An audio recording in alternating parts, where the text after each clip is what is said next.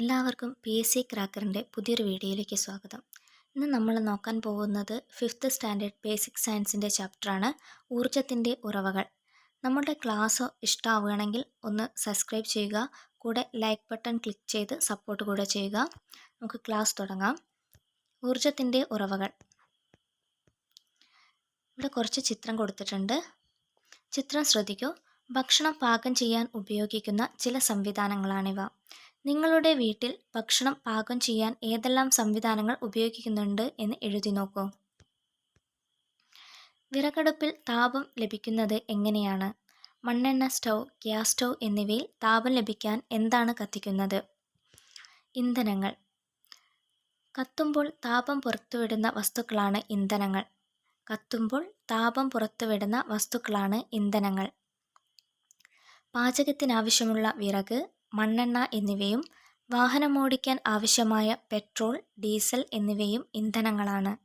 കത്തുമ്പോൾ താപം പുറപ്പെടുവിക്കുന്ന വസ്തുക്കളാണ് ഇന്ധനങ്ങൾ. പാചകത്തിനാവശ്യമുള്ള വിറക്, മണ്ണെണ്ണ എന്നിവയും വാഹനമോടിക്കാൻ ആവശ്യമായ പെട്രോൾ, ഡീസൽ എന്നിവയും ഇന്ധനങ്ങളാണ്. വിറക്, കൽക്കരി എന്നിവ ഖര ഇന്ധനങ്ങളും പെട്രോളിൽ നിന്ന് വേർതിരിച്ചെടുക്കുന്ന ഡീസൽ, പെട്രോൾ, മണ്ണെണ്ണ എന്നിവ ദ്രാവക ഇന്ധനങ്ങളും LPG, CNG, ഹൈഡ്രജൻ എന്നിവ വാതക ഇന്ധനങ്ങളുമാണ്. അപ്പോൾ നമ്മളോട് ഖര ഇന്ധനങ്ങൾക്ക് ഉദാഹരണം എന്താണെന്ന് ചോദിച്ചിട്ടുണ്ടെങ്കിൽ എന്തൊക്കെയാണ്? വിറക്, കൽക്കരി എന്നിവ ഖര ഇന്ധനങ്ങളും പെട്രോളിൽ നിന്ന് വേർതിരിച്ചെടുക്കുന്ന ഡീസൽ, പെട്രോൾ, മണ്ണെണ്ണ എന്നിവ ദ്രാവക ഇന്ധനങ്ങൾക്ക് ഉദാഹരണവും LPG, CNG, ഹൈഡ്രജൻ എന്നിവ വാതക ഇന്ധനങ്ങൾക്ക് ഉദാഹരണവും ആണ്. താഴെ കൊടുത്ത ചിത്രങ്ങൾ നോക്കാൻ വേണ്ടിയിട്ടാണ് പറയുന്നത്. വാഹനങ്ങൾ ഓടാൻ വേണ്ട ഊർജം ലഭിക്കുന്നത് അവയിൽ ഉപയോഗിക്കുന്ന ഇന്ധനങ്ങളിൽ നിന്നാണല്ലോ. കാറിലും ബസ്സിലും മറ്റും ഉപയോഗിക്കുന്ന ഇന്ധനം ഏതാണെന്ന് അറിയാമല്ലോ. വിമാനത്തിൽ ഉപയോഗിക്കുന്ന ഇന്ധനമാണ് ഏവിയേഷൻ ഫ്യൂവൽ. അപ്പോൾ വിമാനത്തിൽ ഉപയോഗിക്കുന്ന ഇന്ധനം ഏതാണെന്ന് ചോദിച്ചിട്ടുണ്ടെങ്കിൽ എന്താണ്? Aviation fuel. ജ്വലനം മൂലമാണ് ഇന്ധനങ്ങളിൽ നിന്ന് ഊർജം പുറത്തു വരുന്നത്. ജ്വലനം മൂലമാണ് ഇന്ധനങ്ങളിൽ നിന്ന് ഊർജം പുറത്തു വരുന്നത്. അതിനാൽ ഇന്ധനങ്ങളെല്ലാം ഊർജ സ്രോതസ്സുകളാണ്.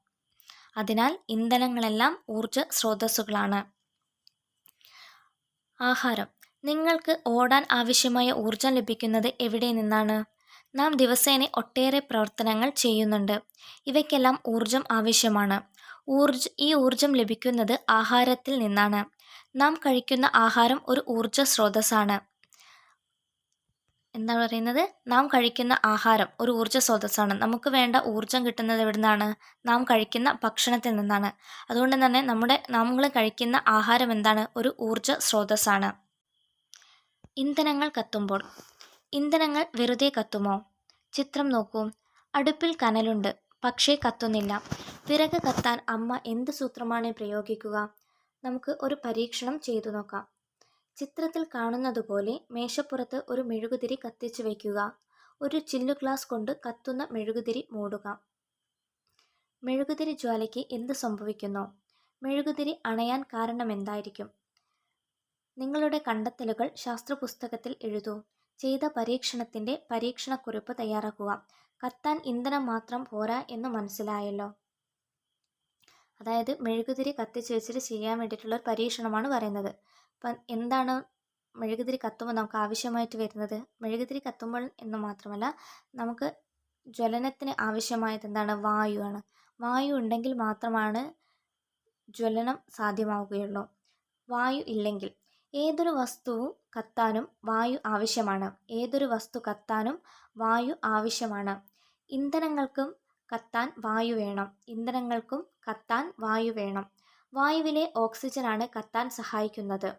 ഇന്ധനങ്ങൾ വായുവിലെ ഓക്സിജനുമായി പ്രവർത്തിച്ചാണ് ഊർജം പുറത്തുവിടുന്നത്.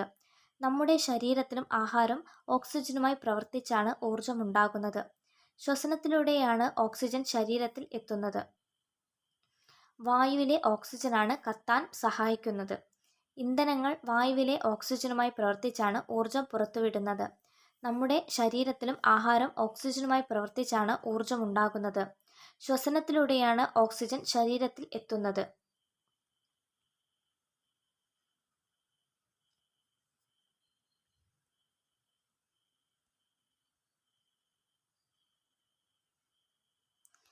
വിറകടുപ്പ് ഉപയോഗിക്കുമ്പോൾ ആവശ്യത്തിൽ കൂടുതൽ വിറക് അടുപ്പിൽ കുത്തി നിറയ്ക്കരുത്. വായുസഞ്ചാരം ഉറപ്പാക്കണം. വിറക് ചെറിയ കഷ്ണങ്ങളാക്കി അടുപ്പിൽ വയ്ക്കണം. വിറക് പൂർണ്ണമായും ഉപയോഗപ്പെടുത്തണം. ദിവസവും അടുപ്പ് വൃത്തിയാക്കണം. മാസത്തിലൊരിക്കൽ പുകക്കുഴൽ വൃത്തിയാക്കണം. ഇത് ഉപയോഗിക്കുമ്പോൾ ചെയ്യേണ്ട കാര്യങ്ങളാണ് പറയുന്നത്. അതായത് ഇങ്ങനെ വിറക് കുത്തി നിറയ്ക്കരുത് എന്ന് പറയുന്നതിന് കാരണം എന്താണ്? അതായത് നമ്മുടെ അടുപ്പിൽ ആവശ്യത്തിനുള്ള വായു സഞ്ചാരം, ഓക്സിജൻ ഉണ്ടെങ്കിലാണ് നമ്മുടെ അടുപ്പ് നന്നായിട്ട് കത്തുകയുള്ളൂ. മെച്ചപ്പെട്ട അടുപ്പ്. ഇന്ധനം പരമാവധി പ്രയോജനപ്പെടുത്തി താപം നൽകുന്ന അടുപ്പാണ് മെച്ചപ്പെട്ട അടുപ്പ്. വായു സഞ്ചാരം സുഗമമാക്കണം. ഉണ്ടാകുന്ന ചൂട് മുഴുവൻ പാത്രത്തിനു ലഭിക്കണം. പാചകം എളുപ്പമാക്കാനും ഇന്ധനം ലഭിക്കാനും ഇത് സഹായിക്കും. പുക ഒഴിഞ്ഞു പോകാനുള്ള സംവിധാനം ഉണ്ടാവണം. പെരുകുന്ന വാഹനങ്ങൾ. ചിത്രം നോക്കൂ. എത്രമാത്രം ഇന്ധനമാണ് ഈ വാഹനങ്ങൾ നിത്യവും ഉപയോഗിക്കുന്നത്? ഇന്ധനങ്ങൾ കൂടുതൽ ഉപയോഗിക്കപ്പെടുന്ന സന്ദർഭങ്ങൾ ഏതൊക്കെയാണ്? ഇന്ധനങ്ങൾ അമിതമായി ഉപയോഗിക്കുന്നതുകൊണ്ട് ഭാവിയിൽ എന്തെല്ലാം പ്രശ്നങ്ങളാണ് ഉണ്ടാവുക?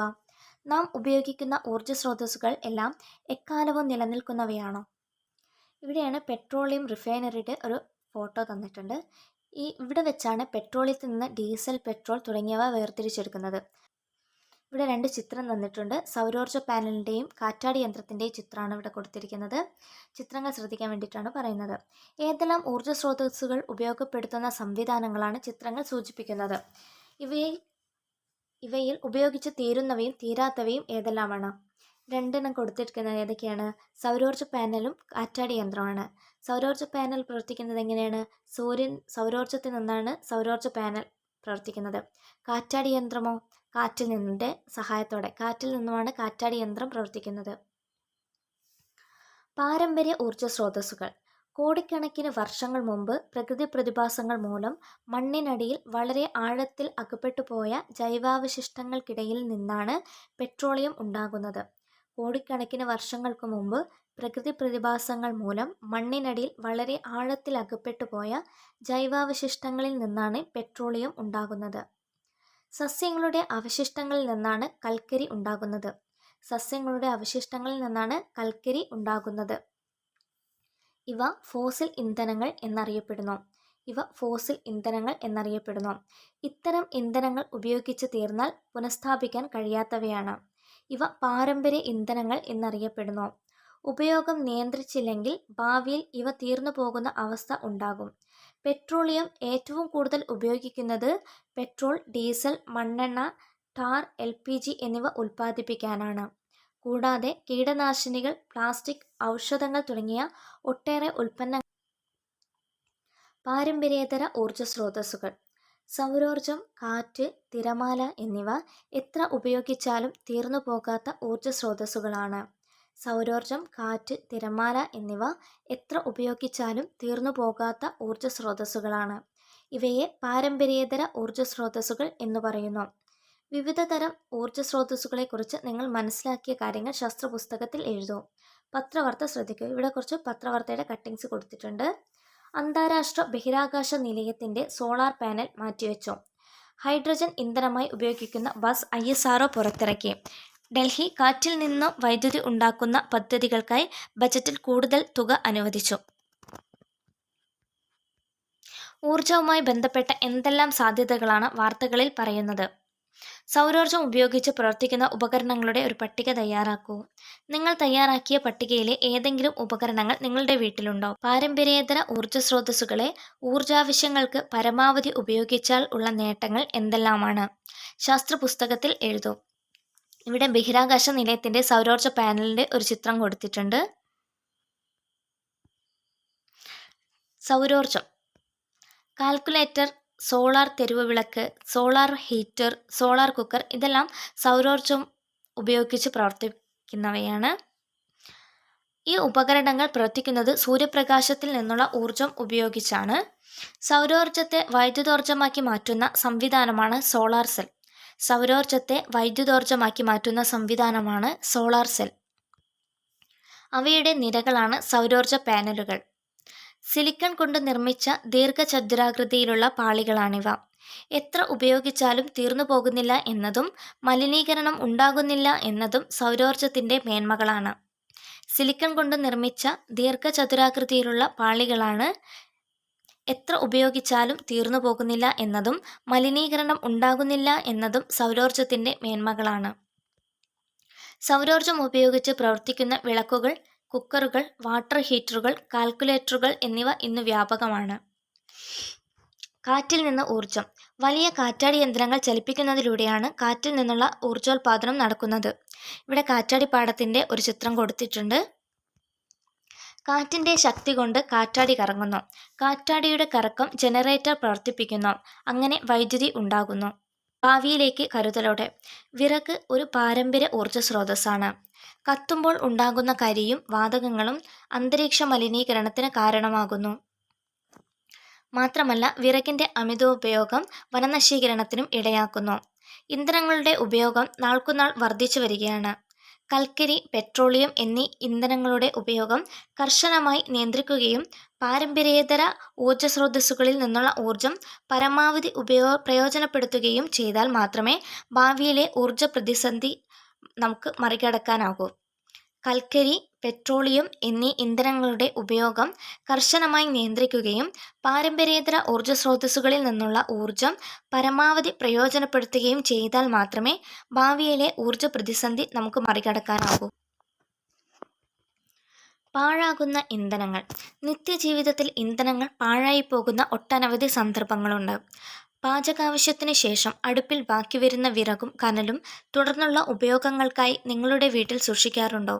പൊതുവാഹനങ്ങളെക്കാൾ സ്വകാര്യ വാഹനങ്ങളെയാണോ നാം യാത്രകൾക്കായി ആശ്രയിക്കേണ്ടത്? പൊതുവാഹനങ്ങളെക്കാൾ സ്വകാര്യ വാഹനങ്ങളാണോ നാം യാത്രകൾക്കായി ആശ്രയിക്കേണ്ടത്? ആഡംബര വാഹനങ്ങളിൽ പലതും ഇന്ധനക്ഷമത വളരെ കുറവാണെന്നറിഞ്ഞിട്ടും വ്യാപകമായി ഉപയോഗിക്കപ്പെടുന്നത് കാണാറുണ്ടല്ലോ. ഇത്തരം സന്ദർഭങ്ങളിൽ നിങ്ങളുടെ നിലപാടുകൾ എന്തായിരിക്കും? നമ്മുടെ വീട്ടിൽ വൈദ്യുതി എങ്ങനെയാണ് പാഴാവുന്നതെന്നറിയാൻ ഈ പ്രവർത്തനം മുതിർന്നവരോടൊപ്പം ചെയ്തു നോക്കൂ. ഇവിടെ ഒരു പ്രവർത്തനം ചെയ്തു നോക്കാനാണ് പറയുന്നത്. ചിത്രം എയിൽ കാണുന്നത് പോലെ പ്രകാശിക്കുന്ന ഫിലമെന്റ് ബൾബിന് സമീപം ഒരു തെർമോമീറ്റർ പിടിക്കുക.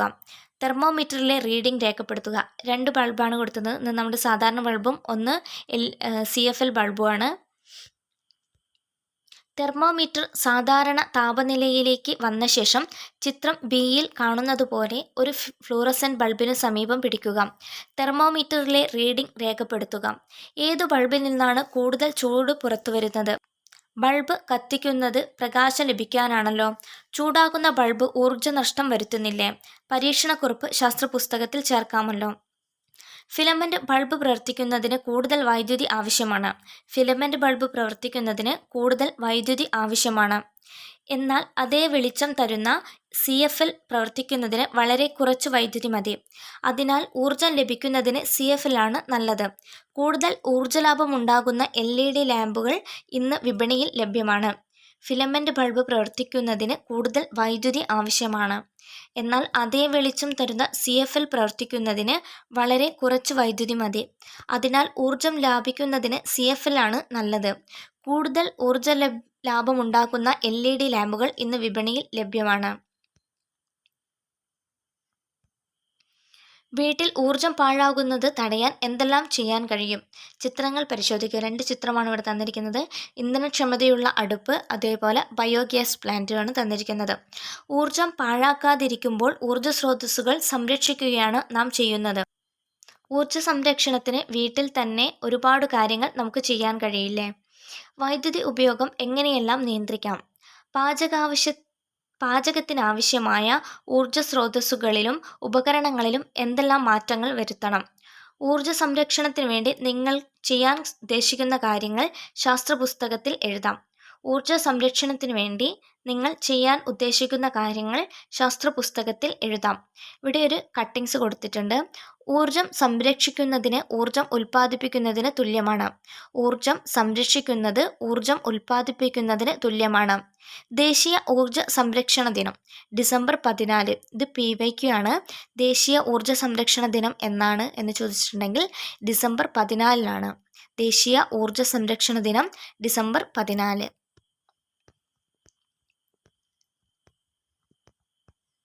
ഇത്രയാണ് നമ്മുടെ ക്ലാസ് ഉള്ളത്. ക്ലാസ് എല്ലാവർക്കും മനസ്സിലായി എന്ന് വിശ്വസിക്കുന്നു.